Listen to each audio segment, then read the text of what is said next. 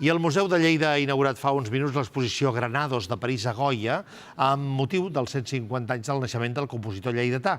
Precisament s'hi mostra el Granados més europeu, més innovador, modernista, i a més hi ha peces inèdites. Jordi, quines? Bona nit. Sí, hi ha peces úniques, com per exemple aquest rotlle de pianola de l'any 1914 que conté alguna de les seves cançons més conegudes, però a part també hi ha pintures, fotografies, també partitures escrites per ell mateix. En total són 100 elements que es poden veure aquí al Museu de Lleida fins al dia 30 d'abril i fan aquest recorregut des de París, on ell va viure durant 2 anys, a Goya, perquè el va descobrir al Museu del Prado i des de llavors va crear aquestes goyesques. Són algunes de les curiositats que es poden descobrir quan recorres aquesta exposició.